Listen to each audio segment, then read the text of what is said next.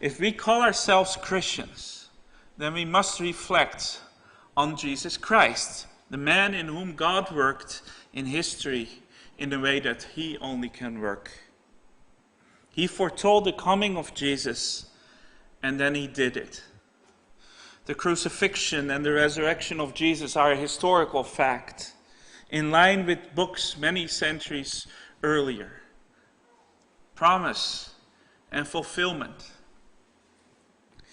And likewise, the Christian church is not an accident of history, as some secular historians like to describe it. It's not a bunch of disciples who were disappointed that their leader was killed and just started a movement that still happens to be around. No, the Lord had told so many centuries ago that he would bless all the world through Abraham's offspring. And he did precisely that when Jesus came and when Jesus said that he would build his church to witness to the ends of the earth. And look, here we are. If Canada is not the ends of the earth from Israel, then what is?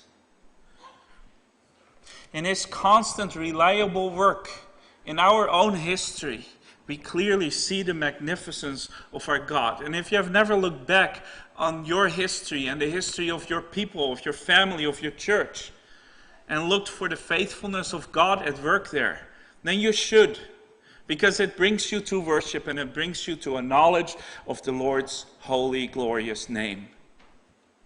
And therefore it is very silly and stubborn and arrogant if we ascribe our identity and our success as a church to ourselves or to any other factors in history. You think, well, I don't do that. You don't? There are idols around. It's easy to do so, to build our own idols. And they're all good things too, so they don't feel like idols. So we can credit our Calvinistic work ethic.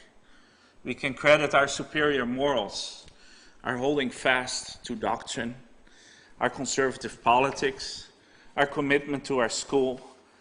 None of these things, even though they're good, none of these things has made us what we are today as the Church of Jesus Christ. None of these things could make us the faithful church of God. Only the Lord, whose very name means that he is faithful, has brought our congregation safely through 70 years of history, and we better acknowledge that.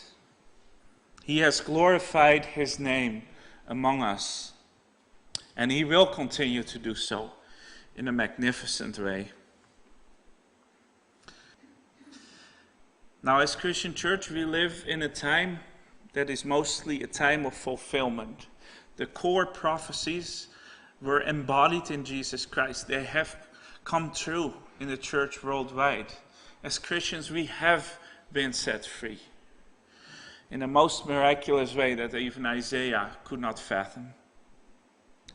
But we also have promises outstanding. The promise that Jesus will keep his church safe to the end.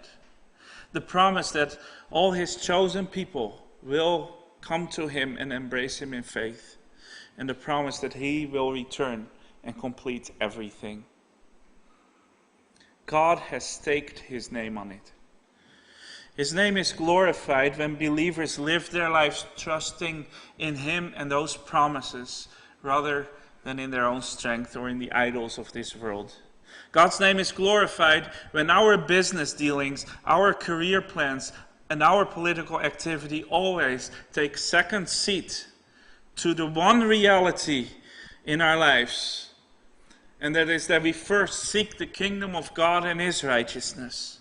God's name is glorified when Jesus is King of our lives, not only in our pious words, but also in our everyday practice. And when we live in the firm conviction that he will return and that he will make all things new. So, brothers and sisters, do you see why it is important for us to pray, "Hallowed be your name"?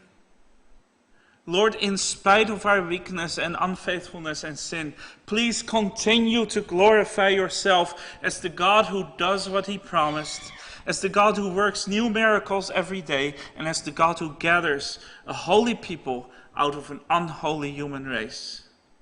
That is your glory, Lord, that is your name, and it is our hope, it's our life.